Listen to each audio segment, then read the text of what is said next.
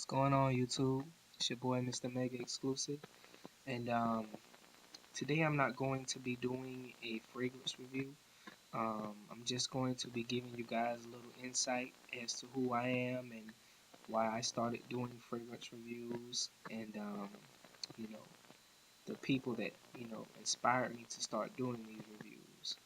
And also, I will be getting into the big YouTube debate that's been floating around on YouTube, um, designer versus niche. Um, let me get straight into why I started doing reviews. Basically, um, I've been a fan of colognes and fragrances ever since I was maybe 12 years old. I remember the first cologne that was ever given to me as a gift by my sister was David Off's Cool Water. And I really liked that fragrance back then. It was a long time ago, and I really didn't know anything about fragrances. I just knew that it smelled good, and I liked smelling good. So, I just kind of got into fragrances ever since then. I think the first fragrance that I actually purchased for myself was Ralph Lauren's Polo Blue. Um, that was my high school scent. That and Curve, my favorite high school scents. Girls used to love it, when I used to walk down the hallways. Teachers loved it in class. I mean, um, it just really sang to my nose. But as I got, into the YouTube thing and into the YouTube community, I started looking at these different reviewers, and I started learning a little bit more about fragrances, and they really taught me a lot about fragrances. And I started learning about the top notes, the heart notes, and the base notes, and the dry downs, and the niche fragrances and the designer fragrances, and just all the elements that play into a great perfume or a great cologne. Um, some of the reviewers that really inspired me to start doing these reviews. Um, Mark Robes 08, he's definitely one of the best reviewers on YouTube right now, right next to J.R. Ryder and Cutlass Supreme SL. Um, My McNickers, I really like his reviews too. He has sort of a funny, playful way of doing his reviews. Make sure you check out his videos. And who else? Um, Fabian, another great reviewer on YouTube. My boy M. Gelly. What's up, Gelly? He's another great reviewer on YouTube. New York Fragrance Blog. Just a list of people that I've learned from and that helped me out with, you know, doing my fragrance reviews. Um, Now, let's get on to what the big topic of the day is, designer versus niche. For me personally,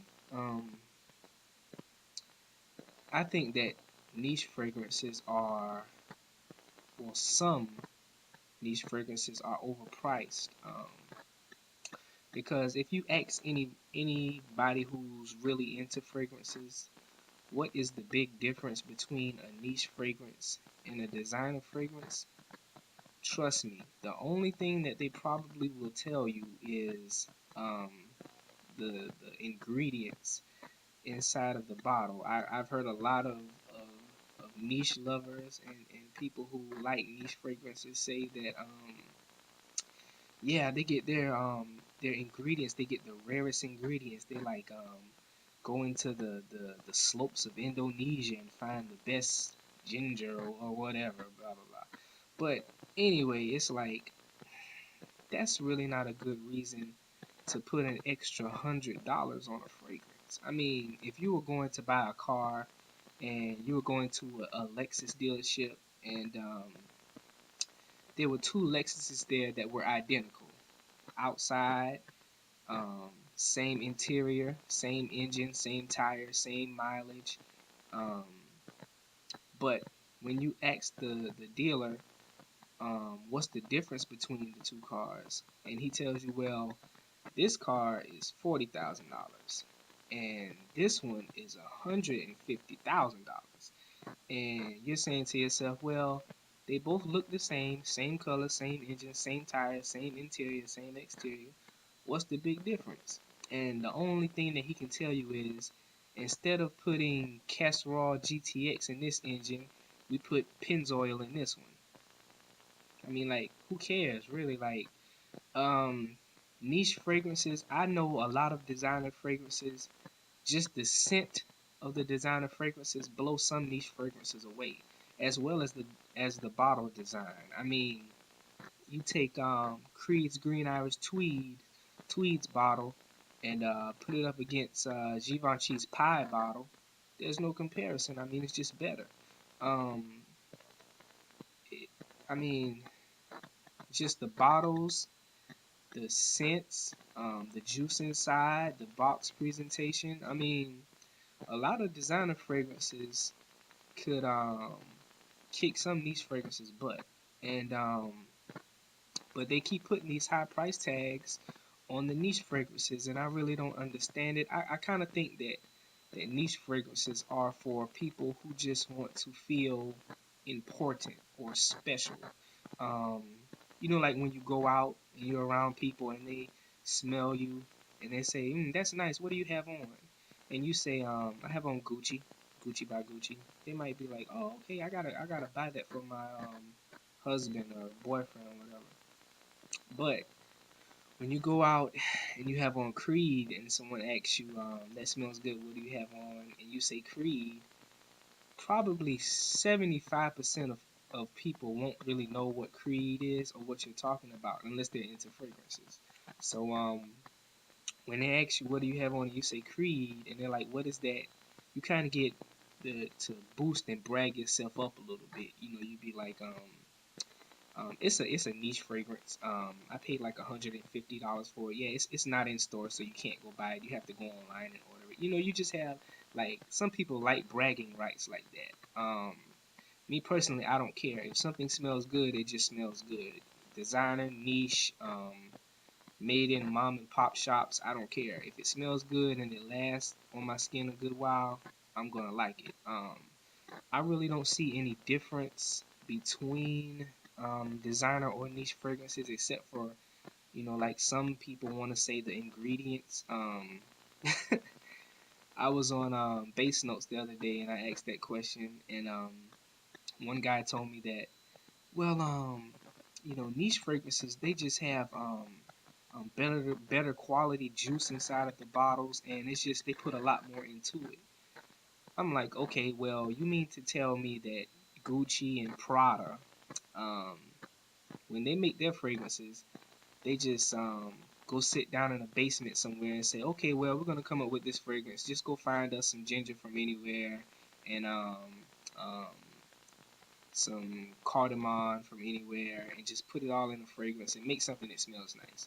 No, they don't do that. They take the time out, just like any other niche fragrance house, and make a good quality fragrance. But you could go either way with it. Um, some people would say that niche fragrances are better. Some people would say that designer fragrances are better. Some people would say that both are good and they're just going to buy both. Me personally, I buy both. I buy some niche fragrances. I only have four right now. I have two Creeds, one by Killian, and one Homage. And I only buy niche fragrances that I've heard of that really, really, really smell good, because niche fragrances do cost a lot of money. And if I'm going to pay a lot of money for a fragrance, I want to get what I pay for. But the niche fragrances that I do have that are like high ranked, I mean, I have Creed's Green Irish Tweed, I have Millisime Imperial, and those fragrances do smell good. But I have like maybe 10 fragrances in my collection that just blow the scent of those fragrances away. I mean, so what am I paying for? I'm not paying for the bottle, because I have bottles that look better than some niche fragrance bottles. I'm not paying for the juice inside of the bottle because I have some designer fragrances juice that smell way better than niche fragrances juice. Um, I don't see what extra that I'm paying for with the niche fragrance, except for, like I said, bragging rights. Really, it's kind of like, clothes or a house or anything in general in particular. I mean, whenever somebody makes something, there's always going to be somebody who comes out and makes almost the exact same thing, but they try to give like stupid little reasons why it's better, or like they try to to to do extra things to it to try to make you think that it's better. Um, like cars. You could take a Honda and uh, a Mercedes. Um, I know some people who had some Mercedes that, they keep for a long time, but then they get rid of because something tears up on it or something is wrong with it. But I know some Hondas that have lasted some people around here for like they've been driving them for 20 years, and I mean like it's you can do it with anything like light. You can just name anything. Light bulbs. You could go to a store with light bulbs, and one costs like $5, and one costs like $12. And you're like, well, what's the difference? And the store manager, he'll be like, well, this one has better frequency on it, and it shines a little brighter, and blah blah blah. But you're like, it's a light bulb. I just want it to do one job, and that's make light in a room. I mean, that's the same thing with fragrances. I mean, um, really, when you buy a fragrance and you put it on, when you walk out of your house, that's it. I mean, people don't know that you have on Creed unless they really have a seasoned nose and they're veteran fragrance lovers. People don't know what you have on, so when you spray on that fragrance and you leave your house, that's it. I mean, no one cares if it's Creed. No one cares if it's a niche fragrance. No one cares if it's a designer fragrance. If it smells bad, it smells bad. If it smells good, it smells good. If it smells okay, it smells okay. So I mean, you could go either way with it. I think that everyone should at least own a niche fragrance just to see what it's about. Just to see whether you like niches or you just don't want to pay that much money for a fragrance. But I mean, like I said, you can go either way with it. I personally just don't see me buying too many niche fragrances. I might buy a few more, but I'm not going to buy too many more because they're just not proving to me that I'm getting what I pay for. Um, but yeah, like I said, keep subscribing to my channel, and I'm gonna have some more reviews coming out for you guys in the near future. And hope you tune in to watch them. Peace.